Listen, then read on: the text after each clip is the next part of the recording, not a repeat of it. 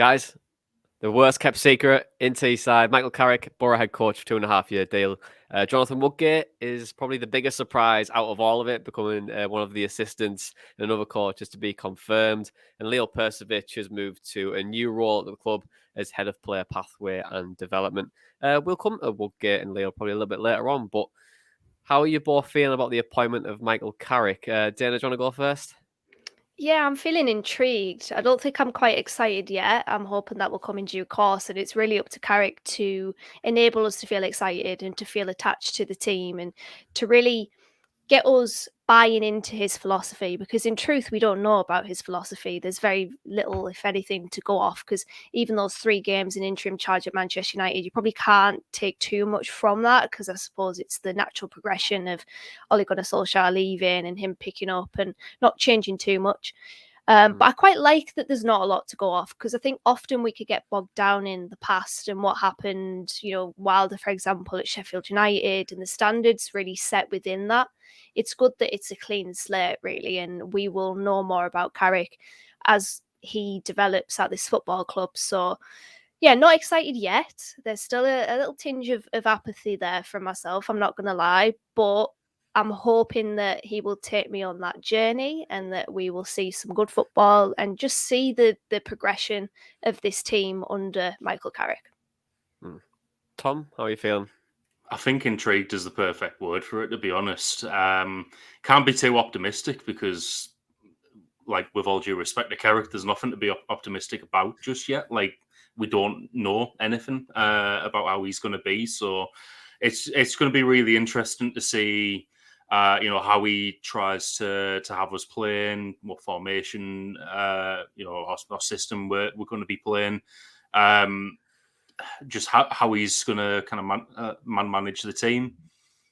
I don't know. It's just there's a lot of unknowns at the moment, isn't there? So I'm hoping for a really positive start. I think I'm going to Preston on Saturday, so I'd love to see us have that new manager bounce for a change, because it always takes us a couple of games for some reason, and everyone else gets it straight away. But yeah, we've got them Hull away and then Bristol City at home, so 3. Other than Preston, where I think it'll be a more difficult game, 3 winnable games. So hopefully he can hit the ground running. The only manager that has got a win in his first game in charge since we got relegated was Neil Warnock.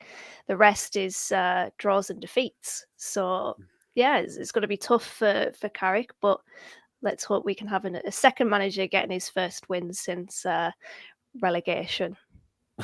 Well, I hope so. I mean, I just for Tom's sake, really, I feel like optimistic Tom might not even be optimistic in a few weeks.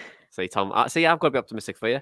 But no, I think it's a really good appointment from us, really, to be honest. I know it's a lot of uncertainty, and then looking at his career and look at how he played as a football and the standards that he had, and then also the managers he's worked under, I feel like he's probably learned enough, and also he's probably done the study behind that to become a manager right now. And it's going to be intriguing to see what he does and what he has around him as well, because Woodgate he was the head coach of Boro. He's went to Bournemouth. He's come back, and I think we do need a bit more experience to go around that and to give him the time that he needs. But I thought I'd speak to Dale O'Donnell from Stretty News, a Manchester United blog and podcast and show as well, and just to get some insight on Michael Carrick, because I just want to understand what type of manager he might be. From a Manchester United perspective, I think we're all very excited to see what Michael Carrick can do as a football manager. It's his first permanent job.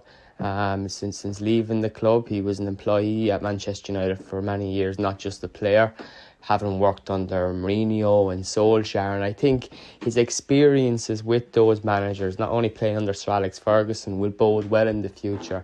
I think in the modern game, you need a manager, who is able to control the media, is able to answer tough questions, and he's been in the spotlight at times where he's had to do that. Now, he only managed Manchester United as caretaker manager for 3 games. United were unbeaten in that spell. But just to give a bit more insight on that, is those 3 games came last season when we had one of our worst seasons to date. So Carrick came in under unfortunate circumstances and kind of shored the ship a little bit for United. Now, that doesn't give a full picture of what Boro fans can expect in the coming months or hopefully years. But I do think Carrick is someone who will take this job very, very seriously, will take his career very seriously. And from speaking to people who have worked with him down the years, he is someone who is calm, assured, and very, very focused, like I said, on the job at hand. So from a Manchester United perspective, Carrick, he was a pleasure to watch as a player as well, to touch on that, because for many years Manchester United fans have been blessed to have seen the absolute brilliance of Roy Keane running the midfield and the sheer rock and roll that brought. But Carrick, in his brought a different sense to our midfield. It was much more like jazz, as Gary Neville once said it to me. It was more calm and assured, and I think from the touchline you'll start to see that sort of character from Carrick, and we wish him well. So thanks for that, Dale. So Tom, calm, assured, focused, and even Carrick said he's all in. So how does that sound to you then? Sounds good. We could possibly do with a little bit more calmness after the last two managers. It's going to be really interesting. I think with the managers and the coaches he's worked under, and what he was like as a player, like very intelligent player. I'd hope that as a coach he will be able to kind of take a step back and look at things a lot more tactically. Coaches he's worked alongside in the past, like Kieran McKenna, are doing absolutely fantastic in their first roles. I'd hope he can kind of carry all that over into his first role as well. Yeah, and with that, then I'm going to have to come to it because I think everyone on Teesside was surprised at it. But for him to bring in Jonathan Woodgate, former head coach, he did really well at Bournemouth as well. But I think Woodgate's going to naturally get the headlines, I think, because of just the sheer surprise of it all, and everyone knew that Carrick was going to take the role. But what do you think of Woodgate returning? Because it's, like I said, a big shock. I mean, I nearly spat my tea out when I seen it, to be honest. Yeah, I understand that. And I definitely do understand the anxieties around it, because the last time that Woodgate was here, things didn't go well, did it? I mean, he almost got us relegated. But I think it's very crucial to note that he's not coming back as the manager. So although I understand the anxiety, I don't quite understand the level of it, because you would think that Woodgate is a Charlton, like a Vincent Tan trying to tear away the Cardiff City identity, changing their colours from blue to red. Somebody that doesn't understand football and has come in, toxicity all around. But Woodgate isn't that. He is somebody that's earned his coaching badges. He's went away and done really well with Bournemouth, and people can change, and develop and grow and learn. And I think he will have learned a lot from that spell in the hot seat at Middlesbrough. It came far, far too early for him, and also we didn't give him the right tools to succeed, whether or not he actually had the ability to succeed anyway. But I'm not against it, provided we can bring in the right experience alongside him, because Woodgate has seen this before with a lack of experience. When he lined up in that press conference and in the front seat was Leo Perkovic, Danny Coyne and Robbie Keane, we should have knew then it was going to be a complete disaster. So Boro need to learn from their mistakes. Woodgate needs to learn from his mistakes.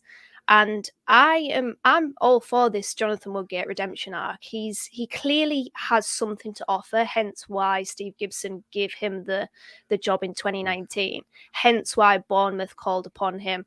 A lot of people in our Telegram chat talking about how he speaks on BBC 5 Live, comes across really well, seems to understand the game and speak very well of it. So I think he's got something to offer, and I really hope that Jonathan Woodgate can bring the goodness of him and his coaching ability to the table, because I think there's maybe some unfair criticism of him being back, jobs for the boys, etc., but he's earned his coaching badges. Let's see what he can do. Let's get behind him, and hopefully it could be a success. But we do need that experience alongside him. I think that's very, very crucial. Him and Carrick need that experience. And when they said that in the press conference, Carrick Carrick said, Carrick. He said that what type of profile coach are you after? And he says, just someone who can improve all the time, who can buy into our methodology and our principles. Pretty sure it's a bit of a cop-out answer because I think that's exactly what you want. You don't want someone to kind of have like a static mentality and say that's the best I can do. There's always going to be improvement to be made. But Tom, do you think we will up towards like a more experienced coach? And is there anyone that has your eye at all? Well, I mean, there was a lot of talk before Carrick came in about what his backroom team was going to look like, and that I had pretty much the same reaction as you, Jonny, when Woodgate was announced, because I was like, what? How does that make any sense? But I'm like all on board with it and stuff, but it was very, very surprising considering before Carrick came in, all the rumours floating around with it, he was pretty much bringing in Fergie's coaching team from Man United behind him. That said, someone from that coaching team, like Mike Phelan or Rene Meulenstein, with a bit more experience, could work really well alongside Carrick and Woodgate. I do think that's what was missing the first time we kind of tried this, because that was another kind of first thought when you saw the announcement. It was just like, we're pretty much doing the same thing we did in 2019, but with different people in different roles. It's like, have we learned nothing? But it does look like we are going to bring in a more experienced coach. We've obviously learned from that mistake. And yeah, just someone along the Phelan and Meulenstein roles who can work pretty well with Carrick and Woodgate would do for me. Another thing I would get, just before we move on, just because he didn't succeed as a manager doesn't mean that he can't succeed as a coach. So fingers crossed it works out. I think there's a lot, to be fair to him, like long term as a manager, he could still work out. I think when he first got that job for Boro, it's pretty much like starting your management career on legendary mode. Like with what we were trying to do, we were trying to change a Tony Pulis defensive team into a young attacking team playing a 4-3-3, and you're going to do that by having 4 summer signings, who all had like an average age of about 22 as well. Like he's probably still learning himself, and this could be a decent learning experience for him. And as I mentioned on the last pod, like we've got to have that kind of progression route through to head coach from the coaching staff we already have at the team. So I wouldn't be surprised if like 3 or 4 years down the line we're seeing Woodgate as head coach again. And just talking about that linear path then, because Leo did and is moving into this new role of head of player development and pathway, and also that's going to be very interesting to see how that's going to develop probably over the next 12 to 18 months. And academy was something that was mentioned a lot in the press conference. I'm going to speak about that now. But Dana, what's your thoughts on what Carrick mentioned there around giving a lot of players the chance and that linear path to the first team? And how can you see that develop over the next 18 months? Listen, I hope it's utilised a lot more. I don't think that there was a pathway there really under Chris Wilder. Maddo spoke about it on BBC T's Red Alert, and he spoke off air, but he spoke on air this morning, earlier on, so I can say this as well. But he said how there was a bit of a divide behind the scenes between the first team and the academy. Obviously, Maddo works within the academy sector, and it never felt collegial. It never felt together. It never felt really glued together. And that's a massive shame. And I feel like that kind of feeds into what I've just said there. The narrative about the pathway wasn't really there under Wilder for young players, as much as I hoped it would be.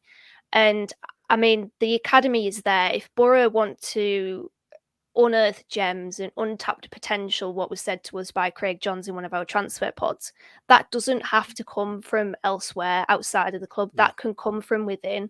That can be a Sonny Finch, it could be a Cal Kavanagh, it could be a Bryant Belongo. Sol Bryn doing so well at Swindon, by the way, the League Two's best goalkeeper in terms of goals prevented. Obviously he's out on loan right now, so we can't bring him into the first team, but it's so important to bring these young players in. Every fan of every club, not just Boro, not just a Northeast club, every club up and down the country resonates with having a young player in there set up. Look at Blackburn, the amount of young players they're giving professional contracts to now. Jack Vale, one of the latest. Adam Wharton, Scott Wharton. We love to see these young players in our team. Hayden Hackney now taking his opportunity. And imagine being Hayden Hackney and seeing Michael Carrick come into your football club. I mean, what a role model for him to look up to. So we need to utilise the academy more if we want to go down a more sustainable route and not splash X amount of money on players like we did with Britt Sommerlonger, £8 million for George Saville, etc., etc. We've got to use the young players. And I don't think from now going forward, Boro are a side that are expected to get promoted. So I think we can afford putting youngsters in the team and seeing them develop and make mistakes along the way, because it's going to happen. I would love to see more academy lads brought into this team. Yeah, I think with the academy stuff as well, like when you look around the place now, you've got Leadbitter, who is a veteran in the Football League. You've got Lee Cattermole, who played at a good level in the Premier League with Sunderland and with Wigan. And also then you look at your head coaching staff, Jonathan Woodgate, Real Madrid, Newcastle, Tottenham.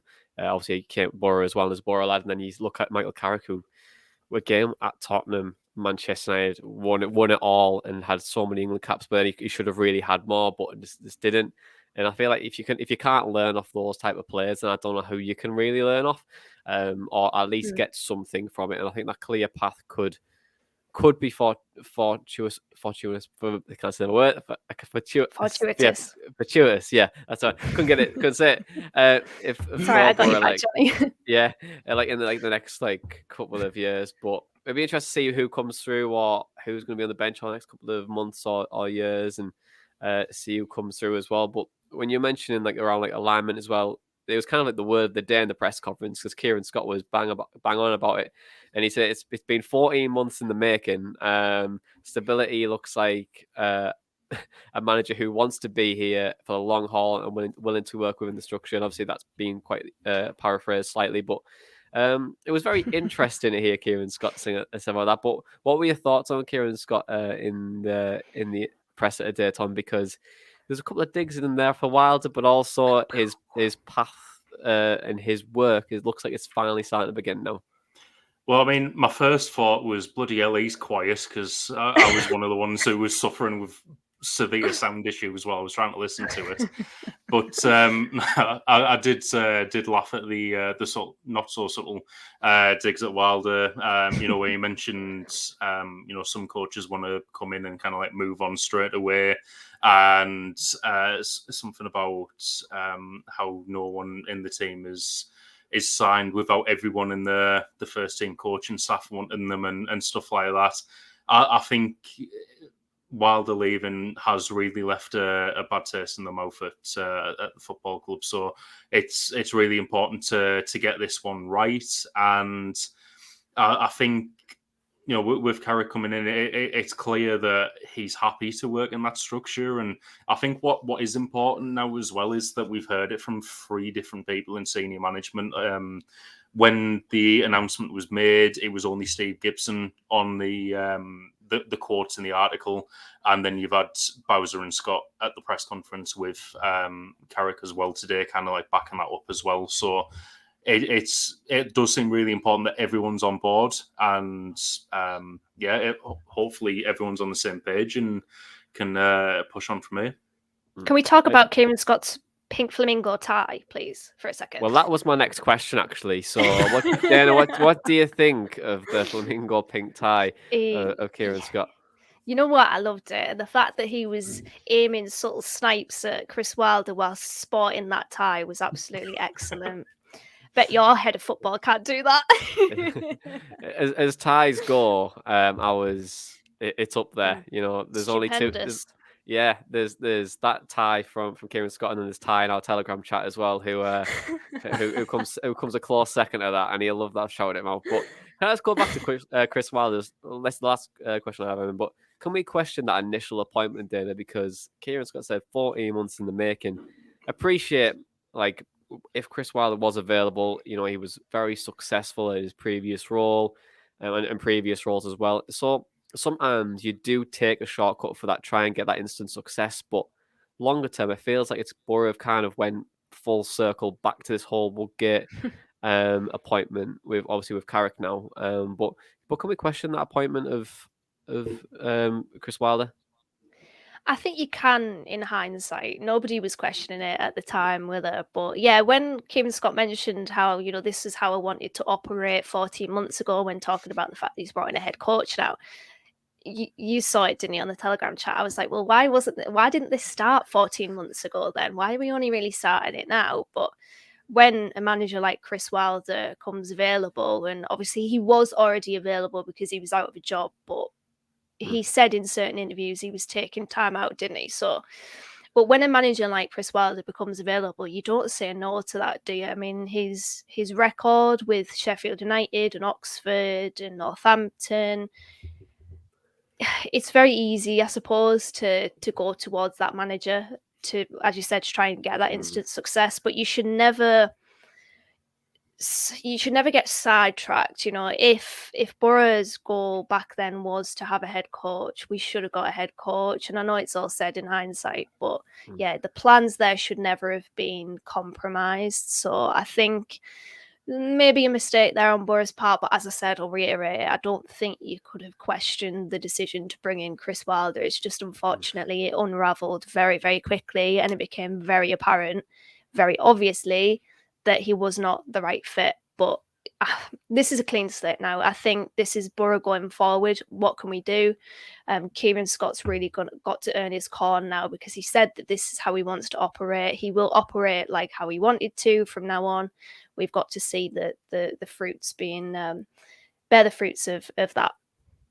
Yeah, and I think that'll come. I think when we talk about like this plan with Kieran Scott in, when he was first appointed as well, it was kind of a case of let this have 3 or 4 years and really grow and be sustainable. Because I think Boro's model now is sustainability, progressing the youth all the way through, and also recruiting right. And I know Kieran Scott said there in the interview as well that everyone is on board when players are signed. So obviously there's a couple of parkies that might have been thrown there, but I think in terms of let's move on like more like the style side of things, what we want to see, because I think like the recruitment we'll see what the recruitment's like over the coming weeks and months, but we don't really know like the principles of Michael Carrick or what the style may be, or what Michael Carrick ball might even look like. But what would you guys like to see in his tenure? Because what does he need to do to like rectify this Boro team at the moment? How can we improve? How can he and his coaching staff improve it?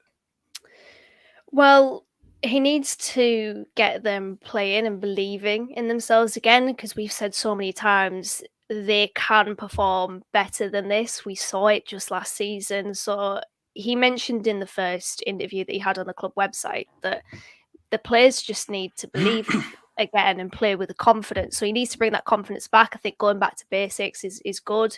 We've seen a lack of organisation. Boro are actually pretty highly ranked in terms of possession this season. They're 5th rank, actually, 55.4% possession. So we are a possession dominant side. But converting that into goals and goal scoring opportunities is something that Carrick needs to do as well, because 1.2 goals per match and 3.4 shots on target per match, those numbers are firmly bottom half. And there's going forward there's a little bit of a disconnect what we've seen in recent games, not taking risks, not quickening the tempo of the games and playing a little bit too safe, which I think goes down to the confidence.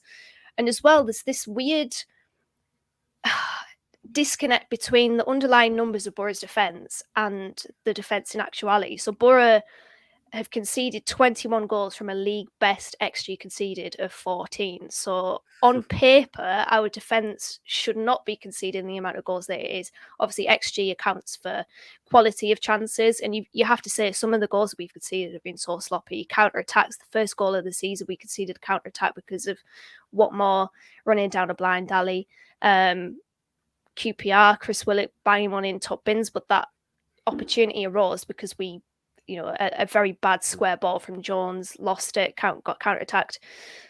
There's so many goals that we could have avoided quite easily. QPR again, set pieces. Blackburn, set piece.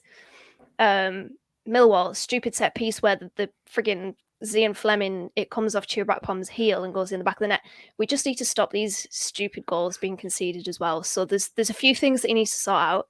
But I think firstly, stripping it back to the basics and just getting the team believing again. Tom, what would you like to see?